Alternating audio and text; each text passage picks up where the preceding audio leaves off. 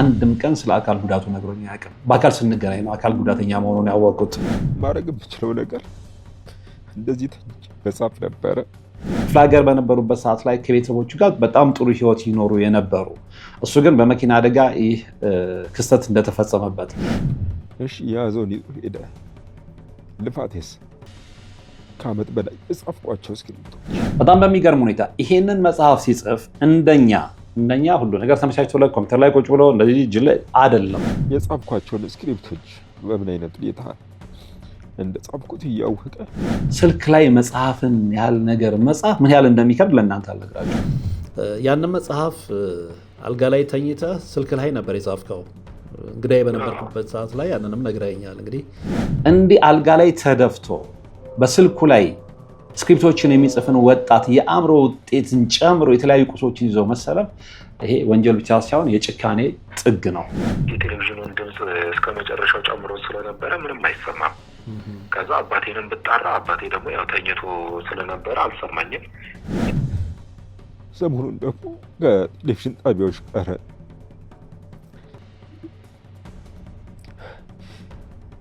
እየተነጋገርኩ ነበር። ብዙ ድራማዎችን ጽፌ ነበር። ስክሪፕቴን አዘጋጅቼ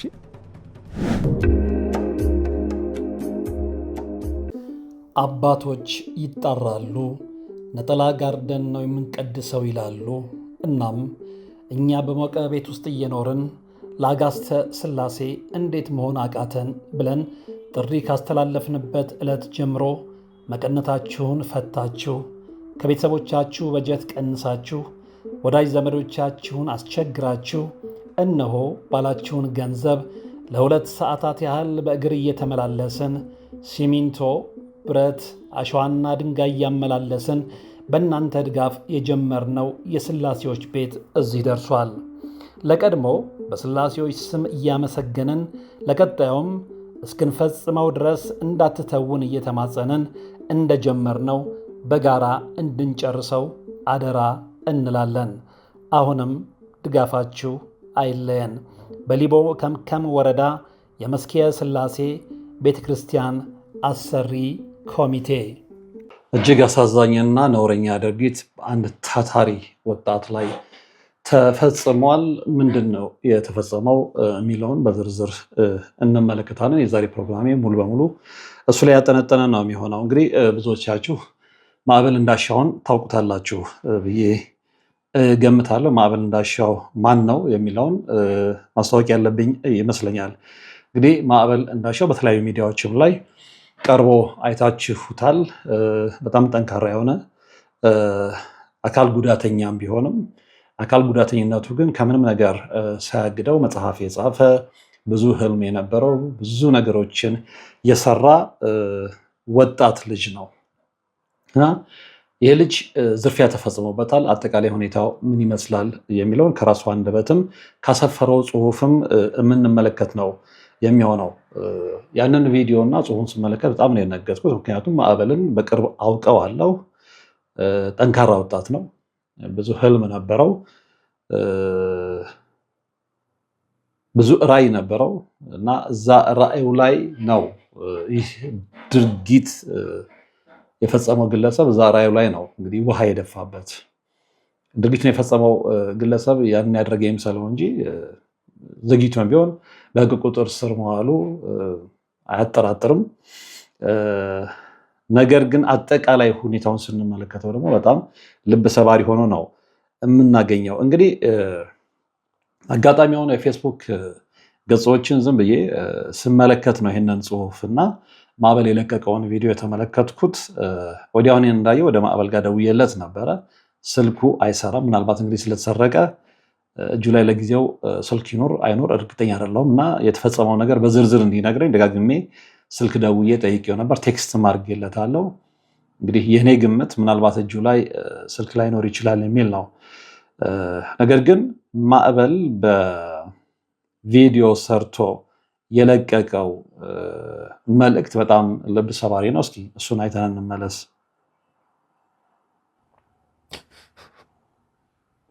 የምጽፍበትንም ልይዞ ብዬ ነው።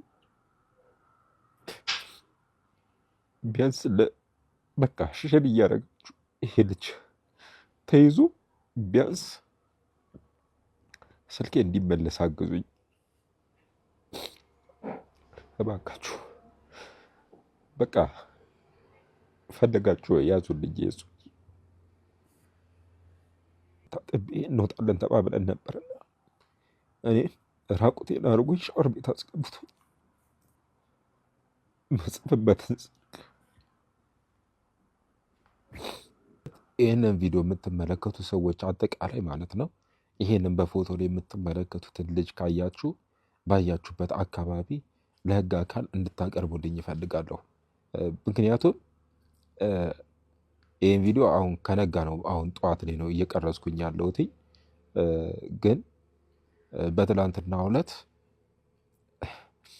ማለት እርግጠኛ ነኝ ብዙ ልታውቁኝ የምትችሉ ሰዎች አላችሁ፣ በምን አይነት ሁኔታ ውስጥ እንዳለው በምን አይነት ሁኔታ ውስጥ ራሴን ለመቻል ጥረት እንደማደርግና ይሄ በፎቶ ላይ የምትመለከቱት ልጅ ለዓመታት ማለት እንደ አጋዥ እየከፈልኩት እኔ ከማገኘው ላይ ቀንሼ እየከፈልኩት የሚያግዘኝ ስወጣ ስገባ የሚያግዘኝ ልጅ የነበረ ነው።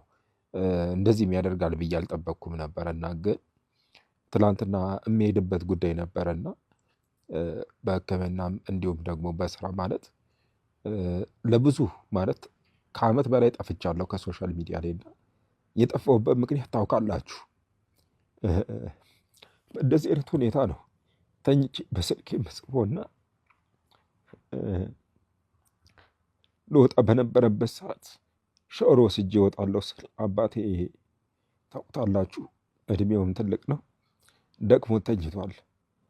ሻወር አስገብቶኝ ታጥቤ እንወጣለን ተባብለን ነበርና እኔ ራቁቴን አድርጎኝ ሻወር ቤት አስገብቶኝ መጽፍበትን ስልክ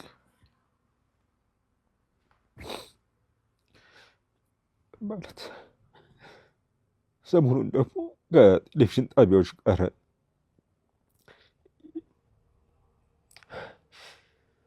እየተነጋገርኩ ነበር። ብዙ ድራማዎችን ጽፌ ነበር። ስክሪፕቴን አዘጋጅቼ ስልኬ ላይ ማለት አሁን የምጽፍበት ስልኬ ላይ የጻፍኳቸውን ስክሪፕቶች በምን አይነት ሁኔታ እንደ ጻፍኩት እያወቀ ስልኬን የምጠቅምበትን ማለት ሙሉ እቃ ነው አባቴ መተኛቱን እናቴ ቤት ውስጥ አለመኖር ከግምት ውስጥ አስገብቶ እኔን ደግሞ ማለት ለከባድ ጉዳት በሚዳረግ ሁኔታ ሽንት ቤት ውስጥ ራቁቴን አስቀምጦኝ ስልኬን ጠቀምበት የነበረውን ታብሌት ልብሶቼን የነበሩኝ ማለት ብዙ ነገር ይዞ ነው የሄደው። ከምንም በላይ ግን እሺ የያዘውን ይዞ ሄደ። ልፋቴስ ከዓመት በላይ የጻፍኳቸው ስክሪፕቶች በእርግጥ አርኮቹን አስቀምጫችኋለሁ፣ ግን አሁን ለቀረጻ ዝግጁ ነኝ ብዬ በማስብበት ሰዓት ላይ ይዞን የጠፋውና በቃ ይህ ቪዲዮ ሼር እያደረጋችሁ ይህ ልጅ ለህግ አካል እንዲቀርብ አድርጉልኝ። በቃ ማለት ቲክቶክ ላይ እንደዚህ አይነት ቪዲዮ ሰርቼ እለቃለሁ ብዬ አስቤ አላውቅም ነበር።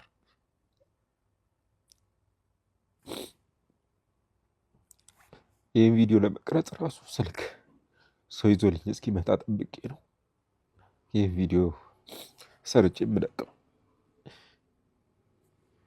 አንድ ማለት ማድረግ የምችለው ነገር እንደዚህ ተኝቼ መጻፍ ነበረ።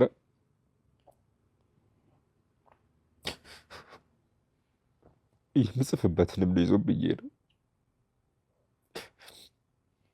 ቢያንስ በቃ ሽሸል እያደረጋችሁ ይሄ ልጅ ተይዞ ቢያንስ ስልኬ እንዲመለስ አግዙኝ እባካችሁ። በቃ ፈለጋችሁ ያዙልኝ። የሱ እንደሰማችሁት ነው እንግዲህ አጠቃላይ ሁኔታውን ነግሮናል፣ አዳምጣችኋል። ይህንን ግለሰብ ስርቆትና ወንጀል የፈጸመብኝን ግለሰብ በቁጥጥር ስር አውላችሁ ለህግ አካላት አስተላልፉልኝ የሚል መልእክት ነው ያስተላለፈው። በጽሁፍም ይህንን ነገር በዝርዝር አስፍሮታል። ምንድን ነው የሚለው?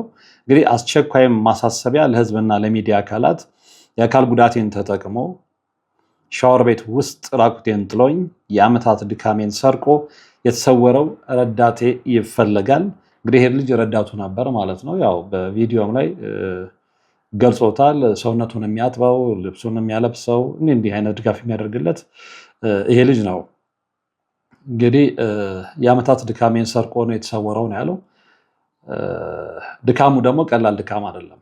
ብዙዎቻችን እንኳን በእንደዚህ አይነት ሁኔታ ተኝተን ሊያውም ስልክ ላይ የጻፍነውን ስክሪፕት አይደለም ቁጭ ብለን እንደዚህ ተመችቶን ጠረጴዛ ላይ የጻፍነው ስክሪፕት እንኳን ቢሰረቅ ምን ያህል ድካም እንዳለውና ምን ያህል ተስፋ እንደሚያስቆርጥ መገመት ያን ያህል አይከብድም። እንግዲህ ወደ ጽሁፉ ስንመለስ እባካችሁ ይህንን መልእክት ሼር በማድረግ ለህግ አካላት እንዲደርስና የዚህን ጨካኝ ግለሰብ ፎቶ በማሰራጨት ተባበሩኝ። እኔ ማዕበል እንዳሻው እባላለሁ። በመኪና አደጋ ምክንያት ሙሉ በሙሉ አካሌ ፓራላይዝድ በመሆኑ የማይንቀሳቀስ በመሆኑ ተኝቼ በአውራጣቴ ስልኬ ላይ በመጽሐፍ የምኖርና የተለያዩ መጽሐፍትንና የቴሌቪዥን ድርሰቶችን ስክሪፕቶችን የሚደርስ ደራሲ ነኝ።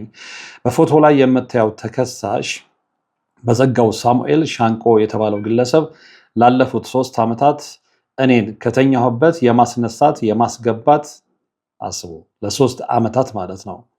እኔን ከተኛሁበት የማስነሳት የማስገባት ገላይን የማጠብና ሌሎች የቤት ውስጥ ድጋፎችን የሚያደርግልኝ ረዳቴ ነበር። ሆኖም ግን በ21/8/2018 ዓ.ም ከቀኑ 7:15 ከ7:20 ባለው ጊዜ ውስጥ እኔ በራሴ መንቀሳቀስ የማልችልበትን አጋጣሚ በመጠቀም የሚከተለውን ዘግናኝ ወንጀል ፈጽሞብኛል። አንደኛ፣ እኔን ሻወር ቤት ውስጥ ሙሉ ራቁቴን ካስገባኝና ውሃ ካሞቀልኝ በኋላ የኔን የጩኸት ድምፅ ማንም እንዳይሰማ የውጭውን የቴሌቪዥን ድምፅ እና ዘፈን በከፍተኛ ሁኔታ በመክፈት የስርቆት ተግባር ፈጽሞ ተሰውሯል። 2 እኔ ራቁቴን ሻወር ቤት ውስጥ ረዳት አጥቼ በተቀመጥኩበት አቅመቢስ የሆንኩበትን ሰዓት ጠብቆ ለስራዬና ለዕለት ከዕለት ህይወቴ የምጠቀምባቸውን እና ለቴሌቪዥን ጣቢያዎች ለማቅረብ የተዘጋጁ እጅግ ውድ የሆኑ የስክሪፕት ድርሰቶች ያሉባቸውን ንብረቶች በሙሉ ሰርቆ ተሰውሯል። የተሰረቁ ንብረቶች ሬድሚ 13 ፕሮ ፕላስ 5G ስልክ፣ አይፎን ስልክ፣ ሳምሰንግ ታብሌት፣ ፓወር ባንክ፣ ሌላ ተጨማሪ ስማርት ሳምሰንግ 24 ስልክ፣ ኤርፎን፣ ስማርት ሰዓት፣ ጫማዎች፣ ልብሶችና በጥሬው 13400 ብር። ይህ ግለሰብ እኔ በአካል ጉዳቴ ምክንያት ምንም ማድረግ እንደማልችል እያወቀ ህይወቴን ለአደጋ በሚያጋልጥ መልኩ ሻወር ቤት ውስጥ ጥሎኝ የዓመታት ድካሜንና የስራዬን መሰረት የሆኑትን ስክሪፕቶች ያሉባቸውን ስልኮችና ንብረቶች ይዞ በመጥፋቱ በስነ ልቦናም ሆነ በኢኮኖሚ ከፍተኛ ጉዳት ላይ ይገኛለሁ። ጥሪ ለፌስቡክ ተጠቃሚዎችና በትልልቅ የዜና ቻናል ባለቤቶች፣ ይህ ጨካኝ ወንጀለኛ ተደብቆ እንዳይኖር ፎቶን በማሰራጨት ለህግ አካል እንዲቀርብ ተባበሩኝ። የፈጠራ ስራዎቼንና ንብረቶችን እንዳገኝ የእናንተ ሼር ማድረግ ትልቅ አስተዋጽኦ አለው። ግለሰቡን ያየ ወይም ያለበትን የሚያውቅ ቢኖር በየአቅራቢያው ለሚገኝ ፖሊስ ጣቢያ ወይም በሚከተለው ስልክ ቁጥር በመደወል እንዲያሳውቀኝ በአክብሮት እጠይቃለሁ ይላል። መረጃ ለመስጠት ሲልና 0962017493 ድርጊቱ የተፈጸመበት ቦታ ኮዬ ፈጬ ሸገር ሲቲ ነው የሚለው። በጣም አሳዛኝ ነው። እንግዲህ በጣም ከባድ ነው። በጣም ከባድ ነው።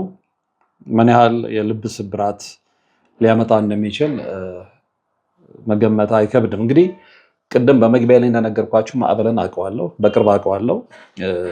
ማዕበል ክፍለ ሀገር እያለ ነበር የሚደውልልኝ። እኔ ያኔ በየኔታ ዩቲዩብ ላይ ነበረ እሰራ የነበረው እና ሁሌም ህልሙንና መድረስ የሚፈልግበትን ቦታ ይነግረኝ ነበር። ጽሁፎች እንደሚጽፍ የመጽሐፍ ህልም እንደነበረው አዲስ አበባ መጥቶ መኖር እንደሚፈልግ እና የመሳሰሉትን። በኋላ አንድ ቀን እንደውም ደውሎ ልመጣ ነው አለኝ። አይ ከመጣህ ችግር የለውም በቃ እንደመጣህ ደውልልኝ አልኩት። ደወለልኝ፣ ተገናኝ። ስንገናኝ ግን ያልጠበቅኩት ነገር ስለተመለከው ደንግጫለሁ። አታስዋሹኝና ምክንያቱም ሲነግረኝ አንድም ቀን ጥንካሬውን ነው የምነግራችሁ፣ የአእምሮን ብስለት ነው። አንድም ቀን ስለ አካል ጉዳቱ ነግሮኝ አያውቅም። ስለዚህ ማዕበል በቶሬን ሲያገኘኝ እንደውም ደውሎልኝ ልመጣ ነው ሲለኝ በቃ የዛን ጊዜ ቢሮ ስለነበርኩኝ ቢሮና ላፍቶ ሞል ነው እንዲህ ያልኩት መጣ። ሲመጣ ዌልቸር ላይ ሆኖ እየተገፋ ነው የመጣው እና አንድም ቀን ያን ያህል ጊዜ ስንደዋወል እኔ አካል ጉዳተኛ ነኝ እንዲህ ነኝ። አሁን አንዳንዶች ትንሽ ነገር ሲኖርባቸው እንኳን መጀመሪያ ከጥንካሬያቸው በፊት የሚቀድመው ለቅሷቸው ነው። ኦፍኮርስ ያሉበት ችግር ሊሆን ይችላል። ማዕበል ግን ይሄ ችግር ያለበት እንኳን አንድም ቀን ስለ አካል ጉዳቱ ነግሮኝ አያውቅም። በአካል ስንገናኝ ነው አካል ጉዳተኛ መሆኑን ያወቅሁት። ረጅም ሰዓት ሜክሲኮ አካባቢ የሚገኝ አንድ ካፌ ቁጭ ብለን አውራን። እናቱም ነበሩ።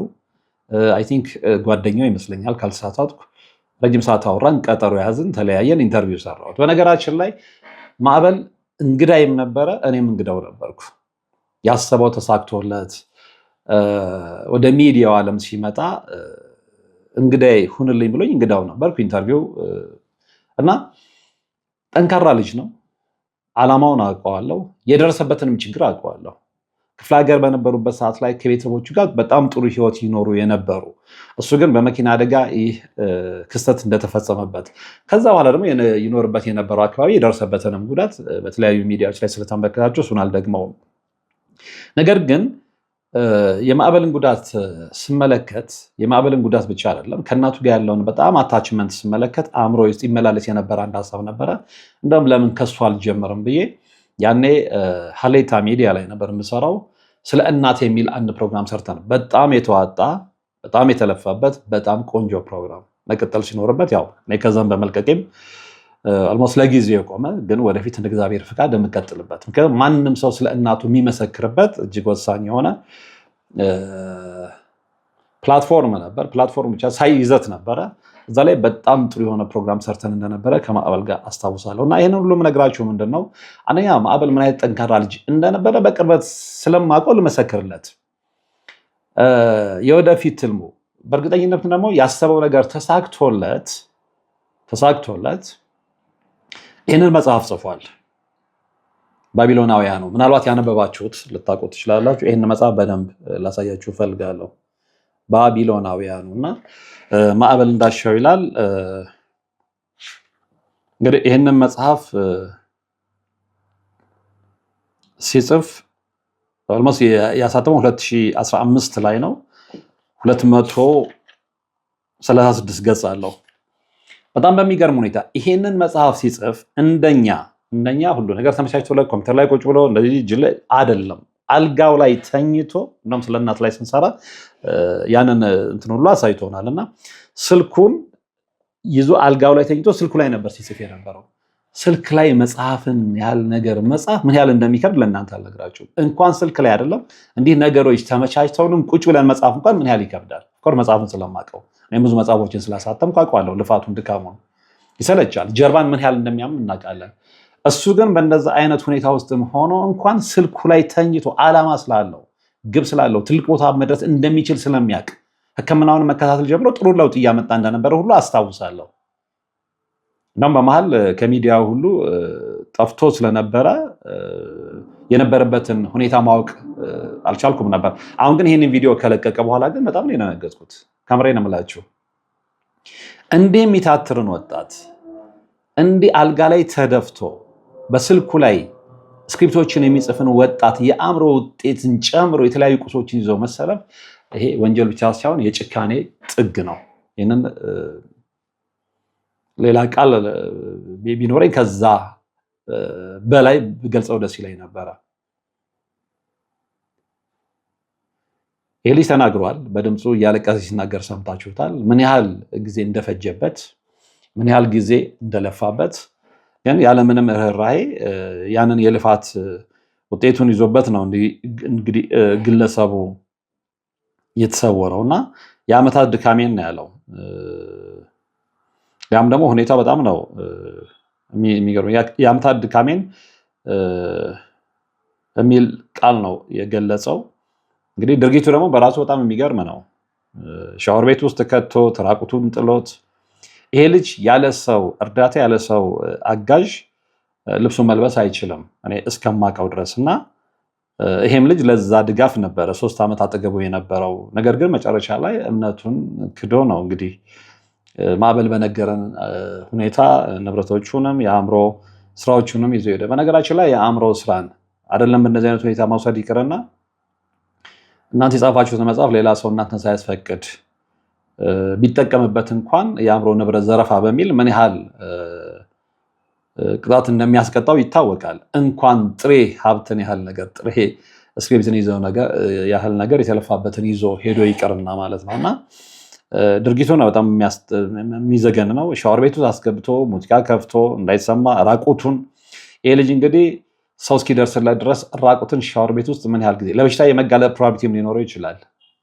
ብርድ ይኖራል፣ ቅዝቃዜ ይኖራል ሻወር ቤት ውስጥ እና እንዲህ አይነት ጭካኔ ሊያውም ደግሞ ለተወሰነ ጊዜ ለምንጠቀምበት ገንዘብ ለምንጠቀምበት ቁስ በሰው ልጅ እንዲህ አይነት ጭካኔ ሲፈጸም ማየት በጣም ከባድ ነው።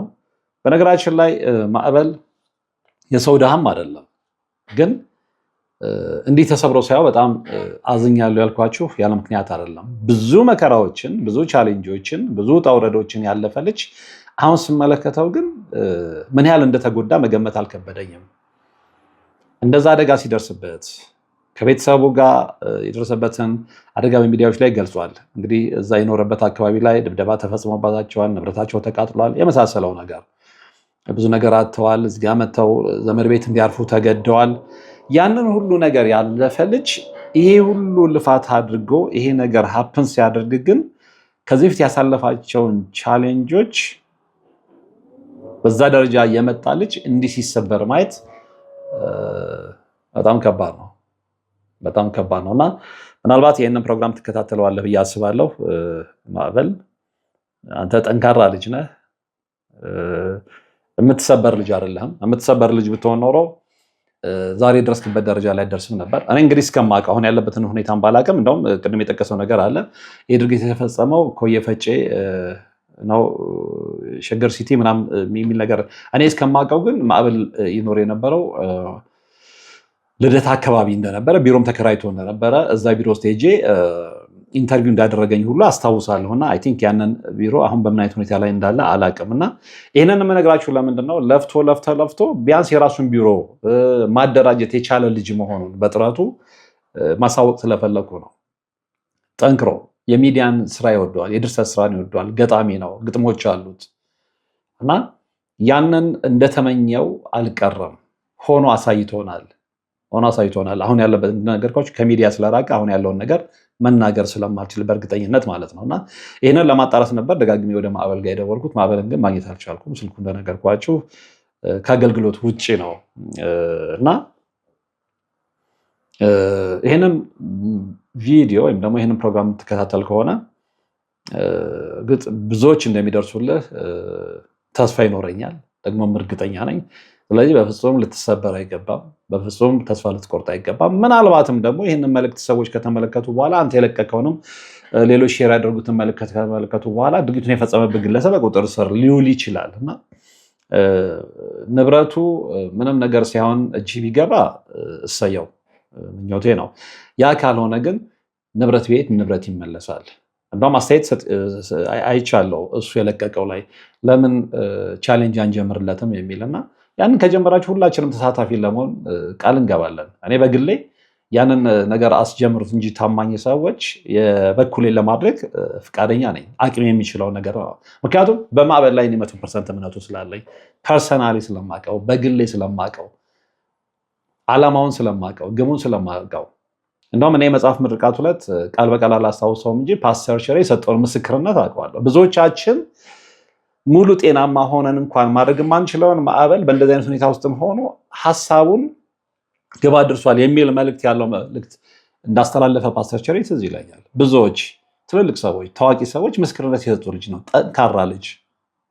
አሁን ግን እንዲህ ተሰብሮ ሲያለቅስ ማየት ስላልቻለኝ ነው ይህንን ፕሮግራም ለመስራት የተገደድኩት።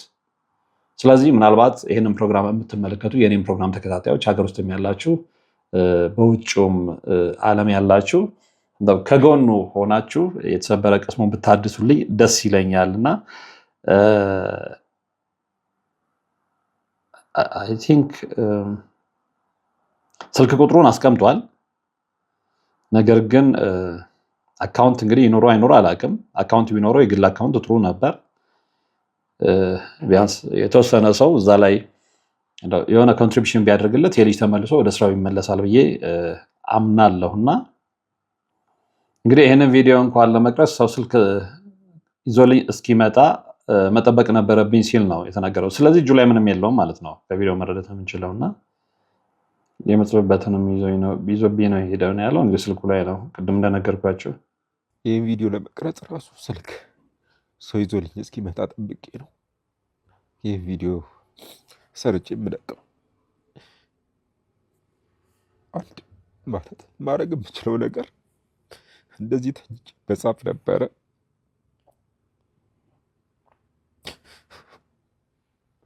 የምጽፍበትንም ልይዞ ብዬ ነው። ቢያንስ በቃ ሽሸል እያደረጋችሁ ይሄ ልጅ ተይዞ ቢያንስ ስልኬ እንዲመለስ አግዙኝ እባካችሁ። በቃ ፈለጋችሁ ያዙልኝ። የሱ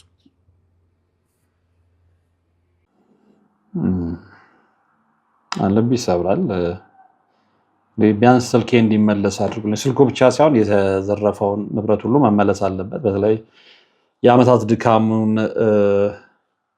የዓመታት ጉልበቱን ያዋለባቸውን የድርሰት ስራዎቹ የግድ መመለስ ይኖርባቸዋል ብዬ አስባለሁ። ምክንያት ድርሰትን የሚያውቅ ያውቀዋል።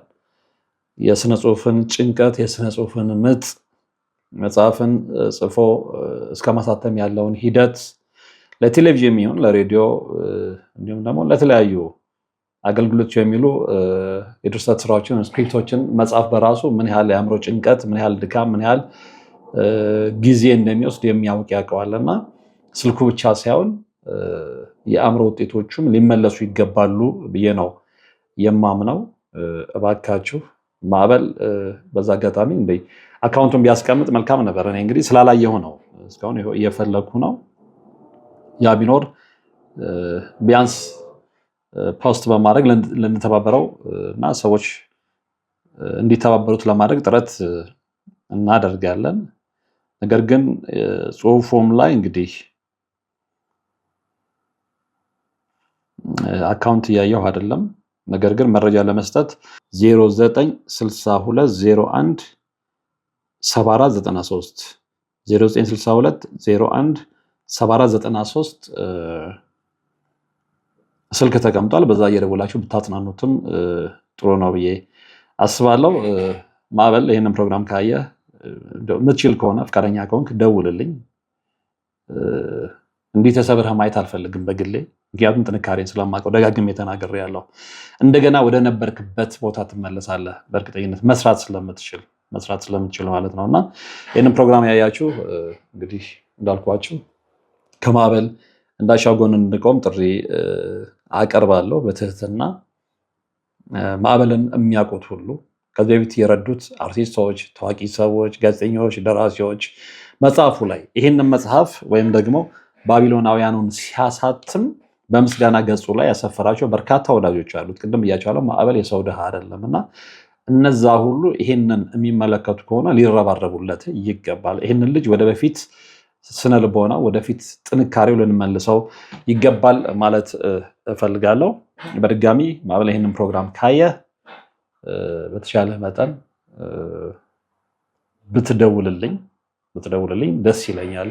ወደ ፕሮግራሜ ተከታታዮች ፕሮግራሜን ቀርጬ ከጨረስኩ በኋላ ማዕበልን አግኝቼዋለሁ። ምናልባት የጊዜ ቅደም ተከተል መዛባት ቢኖር ግምት እንድትከቱልኝ አደራ ማለት ፈልጋለሁ። ከማዕበል ጋር ያደረግነውን ቃለ ምልልስም ተከታተሉ ዘንድ በአክብሮት እጋብዛለሁ። ሄሎ ማዕበል፣ ወይ ሰላም ነው? እንደምን አለ ማዕበል? አለሁ እግዚአብሔር ይመስገን። ወርቅ አፈራሁ እባላለሁ። እሺ፣ ትላንትና በማህበራዊ ሚዲያ ወይም በፌስቡክ ገጽ ላይ ለቀቀውን አንድ በጣም አሳዛኝ የሆነ ክስተት ተመልክቼ ነበር እና እንግዲህ እኔ አንተን ማቀህ ዛሬ አይደለም፣ ክፍለ ሀገርም በነበርክበት ሰዓት ላይ እንደዋወል ነበረ። ያው በመሀል ብንጠፋፋም ነገር ግን ትላንትና በማህበራዊ ሚዲያ ላይ የለቀቀው ነገር በጣም ስላስደነገጠኝ ነው። ማታም እየሞከርኩልህ ነበረ።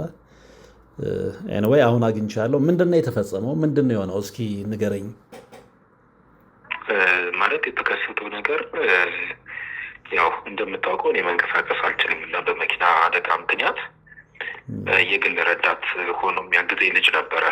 ከ3 ዓመት በላይ ያው ያግዘኝ ነበረ። እንደዚህ ስወጣም ስገባም ለመንቀሳቀስም ያለውን ሁኔታ የሚያግዘኝ ልጅ ነበረ እና ያው እንደ ወትሮ ሁሉ እንደተለመደው ዓርብ ዕለት በ21 ማለት ነው የምወጣበት ጉዳይ ነበረኝ እና ይዘኝ ትወጣለህ ብዬው ከዛ ሻወር ወስጄ ነው የምወጣው ብዬው እሺ ብሎኝ ውሃ ካሞቀ በኋላ እንደ አጋጣሚ ደግሞ ያው እሱ ካለ ቤት ውስጥ ማንም በቃ እሱ ስለሆነ የሚያግዘኝ አባቴም እናቴም በቃ ወደ ራሳቸው ስራ ነው እንትን የሚሉት እና አባቴ እንደ አጋጣሚ ያው ደክሞት ስለነበረ እሱ ተኝቷል። እናቴ ደግሞ ለስራ ወጥታ ነበረ እና ውሃ ሙቆ ወደ ሻወር ቤት አስገባልኝና በቃ ላስገባ ካለኝ እሺ ብዬ እኔ ወደ ሻወር ቤት አቅፎ አስገባኝና ቆይ ውሃ የጣርኩት እሳት ላይ የጣርኩት ውሃ አለ ብሎኝ እኔን ሻወር ቤት አስገብቶኝ ወጣ።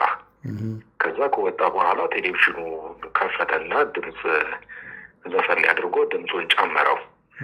አይ በቃ ዘፈን መስማት ፈልጎ ይሆናል ብዬ እኔ ተመልሶ እስኪመጣ ድረስ እየጠበቁት 1-2 ደቂቃ ቆየብኝ። ከዛ ሲቆይ ምን ሆኖ ነው ብዬ መጣራት ጀመርኩኝ እና ስጣራ የቴሌቪዥኑን ድምፅ እስከ መጨረሻው ጨምሮ ስለነበረ ምንም አይሰማም።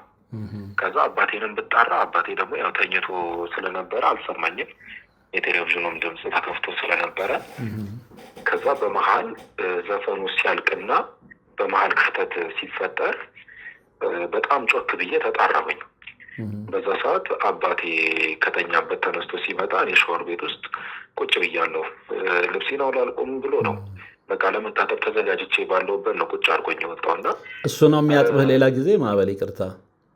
አዎ እሱ ነው የሚያጥበኝ። እናቴ በምትኖርበት ሰዓት ሁለቱ አብረው ሆነው ነው የሚያጥቡ። ወይም ማንም ከሌለም እሱ ብቻዋንም ከሆነ ደግሞ እሱ ብቻውን ነው የሚያጥበኝና ከዛ ኧረ በጠገቡ ውሃ ጥዶ ነበረ።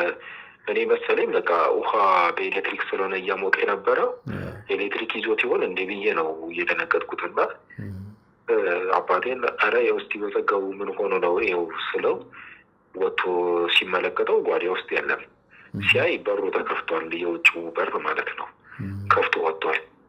ከዛ አባቴ ከፍቶ ወደ ውጭ ወጡ። በር ላይ በረንዳ ላይ ቁጭ ብሎ እንደዚህ ጫማ የሚሰፋ ሰው አለና ኧረ ልጁ ላይ ተቋል እንዴ ምናምን ብሎ ሲለው አዎ የሆነ ፌስታል ይዞ እኮ ቀደም ነው የወጣው አለው። ከዛ አባቴ ተመልሶ መጥቶ ኧረ የለም ሲለኝ ኧረ ስልክ ስጠኝ እንዴ ወዴት ሄዶ ነው ልደውልለት ስል ስልክ ቻርጅ ላይ ነበር እና ከቻርጅ ሊያመጣልኝ ስለው ከቻርጅ ላይ ሊያመጣልኝ ሲል ከነ ቻርጀሩ የለም ስልኬ እና ከዛ በኋላ በቃ ስልኬንም ይዞት እንደሄደ ገባኝ። ከዛ በአባቴ ስልክ ወንድሜ ሌላ ቦታ ነበረ፣ እሱም ስራ ላይ ሆኖ ሌላ ቦታ ነበረ። አዳም ነው እሱ? አዎ ለአዳም ማለት ነው። ለእሱ ደውለንለት እሱ ራይድ ይዞ እስኪመጣ ድረስ ምናምን እኔ በቃ ሻወር ቤት ውስጥ ራቁቴን ቁጭ ብዬ ነበረ። ማለት ማንም ሊያወጣኝ ስለማይችል ማለት ነው። ከዛ እሱ ከመጣ በኋላ ወደ ውጭ ወጣሁኝ። ከዛ በኋላ የመሰለኝ እንደውም ስልኩን ብቻ ይዞ የሄደ ነበረ እና ተረጋግተን ያለውን ሁኔታ ስንመለከት ከስልኩ ውጪ የምጠቀምበት ታብሌት ስልክ እንደዚህ ፋይሎችን ማስቀምጥበት ነበረ። እኔ እንደዚህ ተኝቼ እንግዲህ የምጽፈው ስልኬ ላይ ነው። ከዛ ሌላም በቤት ውስጥ የነበረ ስልክ ሳምሰንግ 24 የኔ ሬድሚ ነው። እሱን ከእንደገና እኔ የምጠቀምባቸው እንደዚህ ስወጣ ምናምን ማድረጋቸው ኤርፎን፣ ስማርት ሰዓት ከእንደገና ጫማዬን፣ ልብሴን እና በቃ ብዙ ነገሮችን ይዞ ወጣልና በጥሬ ብርም ወደ 13,400 ብር ነው ያየሁት የጻፍከው ላይ። በምወጣበት ሰዓት ላይ እንደዚህ ስልኬን ምናምን የሚይዝበት ቦርሳ ነበረ እና እዛ ውስጥ 13,400 ብር ነበረ እና እሱንም ከነ ቦርሳው ነው ይዞት የሄደው እና ቤት ውስጥ በቃ እኔም የምጠቀምባቸው ሽቶ፣ ቅባት፣ ቫዝሊን ሁሉ አልቀረውም ይዞ ሲወጣ። ነገር ግን ማዕበል አሁን ይሄን ልጅ እንግዲህ ከጽሁፍ ላይ እንደተረዳሁት 3 ዓመት ያህል ሲያገለግል የነበረ ልጅ ነው። ለመጀመሪያ ጊዜ እንዴት ነው የተዋወቃችሁት? በቅርብ ታውቀው ነበር? አይ በቅርብ እንኳን እኔ አላውቀውም። ያስተዋወቀን አንድ እንደዚህ ራይድ ስጠቀም የሚያግዘኝ ራይድ ሹፌር ነበረ እና እኔ ለመውጣት ለመግባት ስቸገር አይቶ አሁን ካለሁበት ኮያ ነበረ መጀመሪያ ያለሁት ልደታ ነበረ እና ልደታ ሰፈር ውስጥ ትንሽ መንገዱም ያስቸግራል፣ የሚያግዘኝም ሰው አልነበረም እና የዛ ሰዓትም እንደዚህ ለሕክምና ለፊዚዮቴራፒ ብሎ መውጣት ለመግባት ስቸገር አይቶ ኧረ ቆይ የሆነ ልጅ ደህና ልጅ አለ ልክ እንደ ሌሎቹ አያጭስም አይቅምም ሱሰኛም አይደለም እሱ ያግዝህ ብሎኝ ነው ያስተዋወቀኝ እና እሱ ካስተዋወቀኝ ጊዜ ጀምሮ ቤት ውስጥ ይመጣል። በሚፈልገው ሰዓት እደውልለታለሁ፣ ይመጣል። የምፈልግበት ቦታ ይዞኝ ይሄዳል፣ ይመለሳል። እንደዛ እያለ ማለት ጸባዩ በጣም ጥሩ ልጅ ነበረ። በእርግጥም ሱስ የለበትም ምንም አይነት ሱስ እንግዲህ እኔ ካወቅኩት ሰዓት ጀምሮ አልነበረም። የሆነ ሰዓት እንደውም በፊት እቅም ነበረ ምናምን ብሎ የሆነ ሰዓት ላይ ነበረ እንደውም የነገረኝ እንጂ አቁሟል። በቃ ማለት የሆነ ሰዓት እቅም ነበረ ምናምን ነገር ብሎ ነገረኝ እንጂ እኔ ካወቅኩት ጊዜ ጀምሮ ግን እንደዚህ ነገር አልነበረበትም። ጥሩ ልጅ ነበር። እንግዲህ እኔ እስከማውቀው ሰዓት ድረስ ጥሩ ልጅ ነበረ። እኔም ካለኝ ማለት አንድ ሰው አጋዥም ሆኖ ሲሰራ በነፃ አይደለም ያንን አገልግሎት እንትን የሚለው ካለኝ ከማገኘው ነገር ላይ ደሞዝ ከፍዬው ከእንደገና የቤት ኪራይ እኔ ከፍዬለት ነው። እንደውም ጥሩ ነገር መጣለኝ ማዕበል። ቀደምከኝ እንጂ ልጠይቅህ የነበረው እሱ ነው እና 3 ዓመት ስትቆዩ በምን አይነት ሁኔታ ነበር ስምምነታቸው ልልህ ነበረ እና ስለዚህ በወር ትከፍለው ነበረ? እንደውም በወር ሳይሆን በቀን ሂሳብ ነው ክፈሌም ብሎኝ መጀመሪያ ስንገናኝ እንግዲህ ለመውጣት ለመግባት ብቻ ነበረና እንግዲህ እኔ ጋር በሚመጣበት ሰዓት ብቻ እንድከፍለው እንደተስማማ ነው መሰረት እኔ ጋር መጥቶ የሆነ ቦታ አድርሶ ሲመለስ 150 ብር ነበር የምሰጠው። ከዛ በኋላ እያለ እየቆየ ያው የኑሮ ውድነቱም ሲጨምር 200 ብር አረኩለት በቀን ማለት ነው። ከዛ በኋላ አሁን እንግዲህ 1 ዓመት ከምናምን ሆኗል። በቀን 250 ብር ነው የምከፍለው። ከዛ ውጭ ደግሞ አሁን ኮየ ፈጬ ስገባም እኛም መጀመሪያ እሱም ከጓደኞቹ ጋር ይኖር የነበረው ልደታ አካባቢ ስለነበረ ወደዚህ ወደ ኮየ አካባቢ እኔ ስገባ እሱም ደግሞ ቂሊንጦ አካባቢ ቀነስ የሚል ቤት ፈልጎ 2000 ብር አገኘኝ ብሎኝ የቤት ኪራዩንም እኔ ነኝ የምከፍለው ከ250 ውጭ 2000 ብር የቤት ኪራዩን ተከራይቼለት የምከፍለው እኔ ነኝ። ግን እንደው ምናልባት አብራችሁ በምትኖርበት ወቅት እንዲህ አይነት ምልክቶችን አሳይቶ ያውቃል? ወይም ደግሞ እንግዲህ በቀን 250 ብር ትከፍለዋለህ፣ በወር ለሚኖርበት የቤት ኪራይ የምትሸፍንለት አንተ ነህ። ከዛ ጋር በተያያዘ ገንዘብ አነሰኝ እንዲህ አይነት ጥያቄዎችን ቅሬታዎችን ያነሳበት አጋጣሚ ነበር?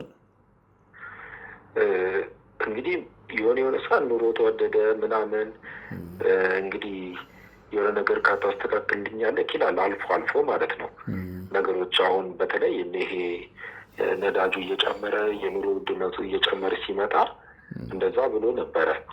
እኔም ያው ሁኔታው ከተስተካከለ ምንም ችግር የለውም። ያም ሆኖ ግን ምግቡን ውጪ ነበር የሚበላው። መጀመሪያ ላይ ራሱ ሰርቶ ምናምን ነው የሚበላው። ግን በቤት ከኔ ጋር እስከሆነ ድረስ ወጥተን ስንገባ እኔ ጋር በሚቆይበት ሰዓት ላይ ከኔ እኩል ነው። እኔ ወጥቼ ስገባ ለእኔ ምሳ ሲቀርብ ለእሱም እኩል አብሮ ነው ምሳ የሚቀርብለት እና በቃ ማለት ልክ እንደ ቤተሰብ ልክ እንደ ወንድም ሆኖ ነው ምንም ነገር ሳይጎል ማለት ነው እንጂ አንድ ቀን ይሄንን ድርጊት ይፈጽማል ብለህ አስበህም አልመህም አታውቅም? በጭራሽ። ማለት እቃዎቹን ይዟቸው የሄዷቸውን እቃዎች ካዩኝ በኋላ ነው እንዴ ማለት አንዳንድ ሰው የሚመኘው ነገር አለ። ቦርሳውን ይዞት የሄደውን ቦርሳ ከውጭ ነበር ሲያመጣልኝ እና ይሄ ቦርሳ ምርጥ ነው፣ ምርጥ ቦርሳ ነው፣ ለእኔም ወይ ታስመጣልኛለህ ይል ነበረ። የወሰደውን ኤርፎንም ልክ እንደዛው፣ የምጠቀምበትንም ስልክ ምርጥ ስልክ እኮ ነው፣ ቆይ ለእኔም ቢኖረኝ ምናምን ይል ነበረ። እና ያው ሰው ይመኛል፣ ቢኖረኝ ማለት አይከፋም ብለህ ታስብ አይደለ? እንደዛ ነው እንጂ ያሰብኩት ይሄ ለእኔ ቢሆን የሚለው ነገር ተቀይሮ እንደዚህ ሙሉ ለሙሉ ወደ ዘረፋ አስገብቶ ሰርቆ በእንደዚህ አይነት ሁኔታ ይሄዳል የሚል ግምት ግን በጭራሽ አልነበረኝም። ጠቅላላ ዶክመንቶች ስልክህ ላይ ነበሩ? የጻፍካቸው ስክሪፕቶች ሙሉ ለሙሉ ማለት በቃ እንትን አርጌ አስቀምጬዋለሁ እንጂ አርክ አርጌ እንግዲህ የተወሰኑ ሀሳቦቹን ፋናላይዝድ ያላደረግኳቸውን ወደ ቴሌግራም እልካቸዋለሁ። ቴሌግራም ላይ እየላኩኝ ነበር አንድ አልፎ ማስቀምጠው። ከዛ ውጭ ግን አብዛኞቹ ማለት እንደዛ ያላስቀምጥኳቸው ብዙ ፊልም ስክሪፕቶች፣ የጀመርኳቸው የተከታታይ ድራማ ስክሪፕቶችን አለ። እንግዲህ በተለይ አሁን እጀምሯለሁ ብዬ ያሰብኩት የቤተሰብ ሲትኮም ድራማ ነበር እና ቴሌቪዥን ላይ ነው። አዎ ከቴሌቪዥን ጣቢያዎች ጋር በምን አይነት ሁኔታ እንስራ የሚለውን እያናገርኩኝ ነበረ። የአየር ሰዓት ወይም ደግሞ በጋራ በአጋርነት እንስራ የሚለውን ፕሮፖዛል አዘጋጅቼ እያስገባው የነበረ። ድርሰቱን 12 ክፍል አጠናቀቄ ቁጭ አድርጌ ምዕራፍ 1 ወደ 25 ክፍል ነው ያዘጋጀሁት እና 12ቱን ክፍል ፋናላይዝድ አድርጌ ጨርሼ ለቀረጻ ዝግጁ ያደረኩት ነበረ እሱ። ሌላው ደግሞ ከ12 ክፍል ጀምሮ ከ13ኛው ክፍል ጀምሮ እስከ 25ኛው ክፍል አርኮቹን አስተካክዬ በቃ ዲያሎግና ድርጊቶችን ማስተካከል፣ ሲኖችን ማስተካከል ነበር የሚቀረው። ሌሎች እንደዚሁ ሳይኮሎጂካል ላይ የሚያጠነጥን የቤተሰብ ድራማ ምናምን ብዙ ነገሮችን ብቻ ጨርሼ ቁጭ ያደረኳቸው ነበሩ። እነዚህ ሁሉ ናቸው የጠፉት? አዎ ማለት ሴቭ ያላረኳቸው የጠፉ አሉ። ግን በመሀል ደግሞ ለማንኛውም ምናልባት ስልክ ፎርማት ቢሆን ምናምን ብዬ ቁጭ ያደረኳቸው ግን አሉ። ግን ሳልዘጋጅ ነው ማለት እንደዚህ የሆነውና ምክንያቱም እሱን ስልክ ብዙ ጊዜ ውጭ ስወጣ ራሱ በጣም በጥንቃቄ ነው የሚይዘው ዶክመንት ስላለው እና በቤት ውስጥ ግን እንደዚህ አይነት ነገር ይከሰታል ብዬ ስላላሰብኩኝ ምንም እንደዛ ቅድመ ዝግጅት እንኳን አላደረግኩበትም። ሲወሰድ ማለት ነው። እንግዲህ ይህንን ግለሰብ ያያችሁ ሰዎች ጠቁሙኝ ብለህ በማህበራዊ ገጽ ላይ አጋርተሃል። ተስፋ የሚሰጡ ነገሮች ምናልባት ወደ አንተ ጋር መጥተው ይሆን? እንግዲህ እግዚአብሔር ይመስገን ሰው በደንብ እንዲገኝ ጥረት በማደርግበት ሳለ ለእኔም ድምፅ ሆነው በደንብ ሼር እያደረጉ ዜናውን እንዲስፋፋ አድርገዋል። በመሀል ግን አሁን ቅድም አንተ ልደውልልኝ አካባቢ እንደውም አንድ ልጅ ቴክስት እየላከልኝ ነበረ። ምናልባት እንግዲህ እሱን መረጃ ያው ለፖሊስ መጀመሪያ ቅድሚያ ልስጥና ምናልባት እንግዲህ ይሄ ሲተላለፍ ደግሞ አቅጣጫ እንዳይቀይር ብዬ ስላሰብኩኝ ነው። ይገባኛል። እስቲ ያው ያለውን ነገር እስቲ እንደዚህ እያደረኩኝ ሰዎች እየፈለጉት ነው፣ የሚያውቁትም ሰዎች ያዩትም ሰዎች ይጠቁሙኛል ብዬ ተስፋ አደርጋለሁ። ምናልባት የተወሰዱትን ንብረቶች እንግዲህ በተለይ የድርሰት ስራን በገንዘብ መተመን ይከብዳል፣ ያው ስለማውቀው ማለት ነው። እና ነገር ግን ከድርሰት ስራ ውጭ የድርሰት ስራው እንዳለ ሆኖ በምንም አይነት ገንዘብ ሊተመን ስለማይችል ሌሎች ቁሶች ገንዘቡን ጨምሮ ስልኮች፣ ስማርትፎን የመሳሰሉት ነገሮች በገንዘብ የምንተምናቸው ምን ያህል ዋጋ ይኖራቸዋል? እንግዲህ በዋጋ ስተምኑ ቢያንስ እስከ 250 ሺህ ብር አካባቢ ሊሆን ይችላል። ጠቅላላ የተወሰዱት ማለት ነው። ጠቅላላ እንዳለ የወሰዳቸው እቃዎች። እንግዲህ እግዚአብሔር ከአንተ ጋር ይሁን ማለት እፈልጋለሁ። ምናልባት እርግጠኛ ነኝ ይሄንን ፕሮግራም የሚከታተሉ ሰዎች እንደው የበኩላችንን ማድረግ እንፈልጋለን። ምክንያቱም ማዕበል ለብዙ ሰው አዲስ ይሆናል ብዬ አላስብም። ለምሳሌ ባቢሎናውያኑ የሚል መጽሐፍ በ2015 ዓ.ም አሳትመሃል እና 256 ገጽ አካባቢ ነው ካልተሳሳትኩኝ የነበረው 236 ገጽ ያለው መጽሐፍ ያ አሳትመሃልና ያንን መጽሐፍ አልጋ ላይ ተኝተህ ስልክ ላይ ነበር የጻፍከው። እንግዳዬ በነበርክበት ሰዓት ላይ ያንንም ነግረኸኛል። እንግዲህ እንግዳህም ነበርኩ እንግዳይም ነበርኩ እንደምታስታውሰው እና ይህንን መጽሐፍ እንዴት እንደጻፍከው አስታውሳለሁና ይህም ግምት መግባት ስላለበት ነው። ስለዚህ ይህንን ነገር ግምት ከተው ነው ሰዎች ሊያገኙ ሊረዱ ቢፈልጉ በምን ስልክ ያገኙሃል? ምናልባትም ደግሞ አካውንት ካለህ ብትገልጽላቸው ደስ ይለኛል። እሺ፣ ስልክ ቁጥር አሁን በዚህኛው ይህንንም አሁን እየተጠቀምኩ ያለሁት በሰዎች ጓደኞቼ ስልክ ነው። ሲም ካርዱን ከትቼ ለጊዜው ልጠቀምበት ብያቸው ተጠቀም ብያቸው ነው እየተጠቀምኩ ያለሁት ስልክ ሁሉንም ስለወሰደብኝ ማለት ነው። ግን ለጊዜው ያው ሊያገኙን ከፈለጉ የኔ ሲም ካርድ ነው ቀፉ የሌላ ሰው ቢሆንም ቁጥሩን ልትነግረኝ ትችላለህ? እሺ 0962 01 74 93 በዚህ ስልክ ያገኘዋል። በዚህ ስልክ ሊያገኙኝ ይችላሉ። አካውንት ሳለ አለኝ። አካውንት ንገረኝ። 1022 39 80 434 ኢትዮጵያ ንግድ ባንክ። የኢትዮጵያ ንግድ ባንክ ማዕበል እንዳሻው። ጥሩ እንግዲህ ማዕበል ስላገኘሁ ደስ ብሎኛል። እንግዲህ ከረጅም ጊዜ መጠፋፋት በኋላም ቢሆን በዚህ አይነት ሁኔታ በመገናኘታችን ቅር ቢለኝም ስላገኘሁ ደስ ብሎኛል። እንግዲህ ብዙ አንተ ቻሌንጆችን አሳልፈሃል። ህልም ያለህ ልጅ ነህ፣ ራዕይ ያለህ ልጅ ነህ። ይህንን ደግሞ እኔ ብቻ የምመሰክረው አይደለሁም። ብዙ ወዳጆች አሉ።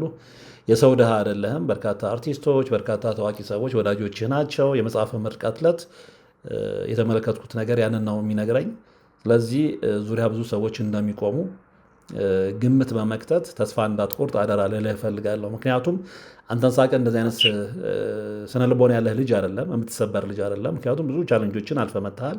ያሳለፍከውን ነገር ሌሎች ማስተማሪ የሆን ዘንድ በተለያዩ የዩቲዩብ ቻናሎች ላይ እሸቱ መለሰን ጨምሮ የተለያዩ የዩቲዩብ ቻናሎች ላይ ቀርበህ ልምድህን ሼር ያደረግክ ልጅ ነህ። ግን ያየሁት ቪዲዮ በተለይ ትላንትና በአንተ በራስህ ገጽ ላይ ለቀቀው ቪዲዮ ትንሽ ስሜቴን ስለረበሸውን ይህንን እምልህና በምንም ተስፋ ልትቆርጥ አይገባም። በተቻለን መጠን ተረባርበን ወደ ነበርክበት እንመልስሃለን የሚል የግል እምነት አለኝ። ስለዚህ መልካሙ ሁሉ እንዲገጥምህ እመኝልሃለሁ ማዕበል። እሺ፣ በጣም አመሰግናለሁ። እግዚአብሔር ያክብርልኝ። አሜን አሜን። መልካም ነገር እንጠብቃለን። እንግዲህ አይዞን። አሜን አሜን። እሺ ማዕበል፣ መልካም ጊዜ። አሜን። እንግዲህ ዛሬ አምራሃ ገብሬ የተከታተላችሁት ነበረ። በቀጣይ በሌላ መረጃ በሌላ መርሃ ግብር ነው የምንገናኘው። እስከዛው ግን በያላችሁበት ሰላም። አባቶች ይጣራሉ፣ ነጠላ ጋርደን ነው የምንቀድሰው ይላሉ። እናም እኛ በሞቀ ቤት ውስጥ እየኖርን ለአጋስተ ሥላሴ እንዴት መሆን አቃተን ብለን ጥሪ ካስተላለፍንበት ዕለት ጀምሮ መቀነታችሁን ፈታችሁ፣ ከቤተሰቦቻችሁ በጀት ቀንሳችሁ፣ ወዳጅ ዘመዶቻችሁን አስቸግራችሁ እነሆ ባላችሁን ገንዘብ ለ2 ሰዓታት ያህል በእግር እየተመላለስን ሲሚንቶ፣ ብረት፣ አሸዋና ድንጋይ እያመላለስን በእናንተ ድጋፍ የጀመርነው የሥላሴዎች ቤት እዚህ ደርሷል። ለቀድሞ በሥላሴዎች ስም እያመሰገንን ለቀጣዩም እስክንፈጽመው ድረስ እንዳትተውን እየተማጸንን እንደጀመርነው በጋራ እንድንጨርሰው አደራ እንላለን። አሁንም ድጋፋችሁ አይለየን። በሊቦ ከምከም ወረዳ የመስኪየ ሥላሴ ቤተ ክርስቲያን አሰሪ ኮሚቴ